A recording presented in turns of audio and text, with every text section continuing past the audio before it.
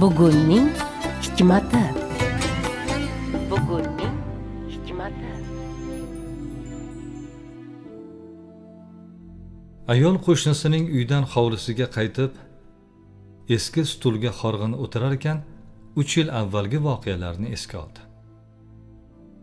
Zarif ishdan kelib stol ustida turgan bankadagi sovuq choyni ko'tarib ichdi. So'ng kursiga o'tirdi. Ichkaridan ayoli chiqib, "Yaxshi keldingizmi?" dedi, sovuqqina ohangda. "Rahmat, yaxshi o'tiribsizlarmi?" dedi Zarif. "O'tiribmiz, oylik oldingizmi?" dedi ayol. "Ertaga bo'lib qoladi", deya Zarif yana bankadagi choyni simirdi. "To'yga ham oz qoldi. To'yonani vaqtliroq olib borib berish kerak. Oyligingizdan esa darak yo'q.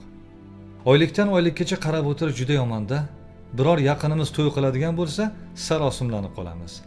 Erkak kishini har kun qo'liga pul tushittirish kerak. Siz ham biror boshqa ish topsangiz bo'lmaydimi? Masalan, savdo sotiq degandek, hisob-kitobga yaxshisiz-ku", dedi ayol. "Savdo menga to'g'ri kelmaydi. Men u ishni qila olmayman.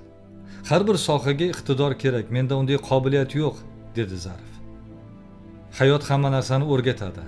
Siz harakat qilib ko'ring", dedi ayol. "O nega tushunmaysan? Savdodagi odam kirishimli, so'zamol, uddaburon bo'lish kerak. Men unday emasligimni o'zing bilasan-ku. Qolaversa, yomon yashayotganimiz yo'q. Noshukur bo'lma, onasi", dedi Zarif. "Men sizga yaxshi bir ish topib qo'ydim. Boshlig'ingiz bilan kelishib 1 yilga shartnomangizni bekor qilasiz. 1 yil men aytgan joyda ishlab kelib, yana shu ishingizni davom ettirasiz." "Iya, qanaqa ish ekan u?" dedi Zarif hayron bo'lib. "Qo'shnimiz Zaynab ayaning turmush o'rtog'i chet elda qurilishda ishlayotgan ekan. Oyligi juda yaxshimish. Mana yaqindan boshlab $1000 yuborishni boshlabdi. Hozir odam kerak deyotganmish. Siz xo'p desangiz, men aytaman. Turmush o'rtog'i bilan gaplashadi, sizni ishga oladi", dedi ayol. "Bo'lmaydi. Men oliy ma'lumotli bo'la turib, o'shoqlarda ishlab yuramanmi? O'ylab gapiryapsanmi? Kerak emas", dedi Zarif. Shu kuni ular ko'p tortishdi. Zarif baribir ko'nmadi. Ayoli chet elda ishlash kerakligini aytaverishdan charchamadi. Qovoq tumshuq qilib gaplashmay ham qo'ydi. Oradan ancha vaqt o'tib, nihoyat u turmush o'rtog'ini ko'ndirdi. "Siz hech ham xavotir olmang. 1 yilgina xolos. 1 yil birpasda o'tadi ketadi. Siz pul jo'natib tursangiz, men yig'ib o'tiraman. Mashina olamiz, uylarni ta'mirlatamiz", dedi ayol. "Boshimni aylantirib yubordingda onasi. Uyimiz ta'mir talab emas. Ko'cha to'la mashina bo'lsa, hatto piyodalar yurishiga joy qolmayapti. Kerak joyga taksi chaqirib boraverarding", dedi Zarif. "Hali ham ikkilanyapsizmi dadasi? Hamma narsa hal bo'ldi-ku", dedi ayol. "Sizlardan xavotir olyapman." "Bizdan xavotir olmang.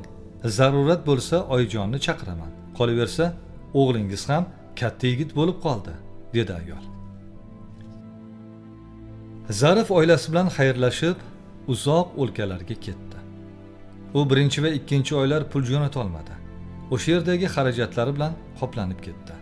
3-oydan $400 jo'natdi. Ayol qo'shnisi Zaynab aya bilan bankdan chiqar ekan, asabiylasha boshladi. "Shu arzimagan pulni shu yerda ham topardi. 2 oy jo'natmagani yetmagandek, buni qarang. Shu ham pulmi? Hali qancha qarzlarimiz bor. Siz $1000 olyapti deganingizga qiziqib ko'ndirgandim", dedi u. "Qo'shni, nega buncha noshukursiz? Zarifjon hali yangi bo'lsa, qanday qilib shuncha pul topadi? Avval yaxshilab ish o'rganish kerak. Meni turmush o'rtog'im 2 yil deganda shunga erishdi. Meni aybdor qilmang. Sizga men taklif qilganim yo'q. O'zingiz qo'ymadingiz-ku", dedi Zaynab aya. Zarif ayoliga qo'ng'iroq qildi. Ayoli salom alikdan keyin, "Nega buncha kam pul jo'natdingiz?" dedi darrov. Zarif qo'shni ayol aytgan gaplarini takrorladi. "Bu yoqda qarzlarni ham unutmang, boshqalarga o'xshab yaxshi pul topish yo'llarini qidiring", dedi ayol. Zarif kun ora ayoliga qo'ng'iroq qilar, bolalarni sog'ingani, u yerga ko'nika olmayotganini aytsa, ayoli "Hadeb telefon qilavermay yaxshi ishlang, ko'proq pul toping", deb tanbeh berardi. Zarifni hafsalasi pir bo'ldi. Shundan keyin bir oyda bir xabar oladigan bo'ldi. Kunlarning birida u yana ayoliga qo'ng'iroq qildi. "Ha, yaxshi ishlayapsizmi? Qachon pul jo'natasiz? Bolalarni maktab vaqti kelib qoldi, bozor qilish kerak", dedi ayol. 2-3 kunda jo'nataman deya Zarif hafsalasi pir bo'lib go'shakni qo'ydi. Shu safar ayol qo'shnisi bilan bankka borib $500 olib qaytdi. Mana, endi oilaga oshyapti deya o'yladi ichida. Endi Zarif pul jo'natgan kuni ayoliga ham xabar jo'natish bilan cheklanardi.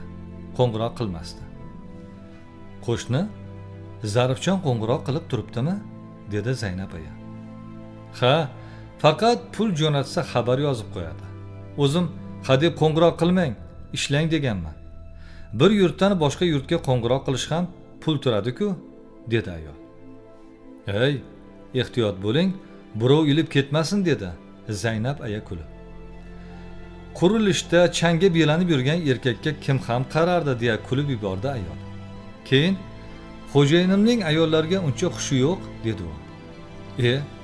Noto'g'ri o'ylar ekansiz. Mayli, sizga aql o'rgatganning foydasi yo'q", dedi Zaynab aya. Oradan 1 yil o'tdi. Kunlarning birida ayol Zaynab ayanikiga chiqqanda Zarifjonga lavozim berishibdi, tabriklayman. Omadi bor yigitda, oliy ma'lumotli ekani, hisob kitobni yaxshi bilishi ish beribdi, dedi Zaynab aya. "Ha, yo'q-e", dedi ayol ajablanib. Va oyliklari ham oshsa kerak endi deya ichida o'yladi u. Biroq Zarif yuborgan pul har safar $500 dan oshmasdi. Bir kuni ayol Zaynab ayaga "Xo'jayiningiz bilan gaplashsangiz ularga ayting, Zarif aka menga qo'ng'iroq qilsin", deb tayinladi. Shundan keyin ham yarim yil o'tib Zarif ayoliga qo'ng'iroq qilgan. Ayol esa "Lavozimlaringiz oshibdi, bir qo'ng'iroq qilay demaysiz. Nega pulingiz oshmayapti? 3 yil bo'ldi, hali ham o'sha-ku", deya jahl qildi. "O'zing qo'ng'iroq qilmang deganding, shunga xabar yozib qo'ya qolardim. Kelasi oy $600 jo'nataman. Bolalarga yaxshi qara", deya go'shakni qo'ydi Zarif. Ayol asabiylashib qo'shni ayanikiga chiqdi. Bo'lgan voqeani unga aytib berdi. "Singlim, endi aytmasam bo'lmaydi. Turmush o'rtog'im bir gap aytgandi. Hali ham Zarifjonda insof bor ekan. Sizni shuncha injiqligingizga chidab pul jo'natyapti. O'zingiz kelmasangiz ham pulingiz kelsin degandingiz. Mana pul kelib turibdi. Ikkita ro'zg'orni boqishni hamma ham eplolmaydi. Zarifjon u yoqda o'ziga o'xshagan, qiynalgan bir ayolni nikohiga olibdi. Oila bo'lib yashayotganmish. Yaqinda farzandli bo'libdi", dedi aya. "Nima? Bo'lishi mumkin emas", dedi ayol. "Nega mumkin emas? Pul deb uni o'zingizdan bezdirib yuborgansiz. Bir shirin so'zingiz yo'q. Buning ustiga nazaringizga ilmasdingiz. Yana nimani kutgandingiz?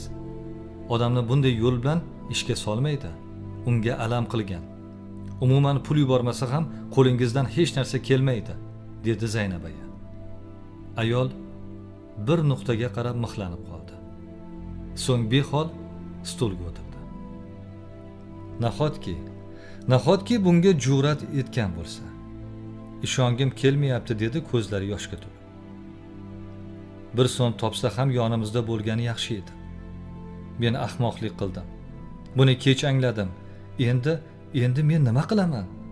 Farzandlarim-chi", deya yig'lab yubordi ayol. "Singlim, buni bilganimga yarim yildan oshdi. Aytmoqchi emasdim, lekin achinganimdan aytib yubordim. Mana, turmush o'rtog'ingizni faqat puli emas, o'zi ham kerakligini tushunyapsiz. Buni u ham his qilganda balki bunday qilmasdi. Endi Zarifjon qo'ng'iroq qilsa, sir boy bermang. Bilishingizni sezdirmang, yomon gapirmang. Qanday qilib bo'lsa ham yaxshi gapirib chaqirib oling. Jo'natishni eplagan, qaytarishni ham eplarsiz.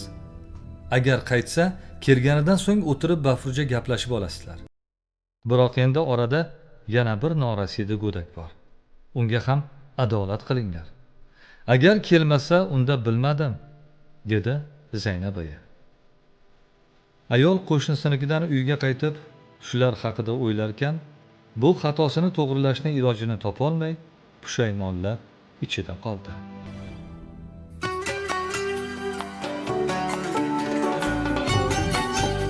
Bugunning hikmati.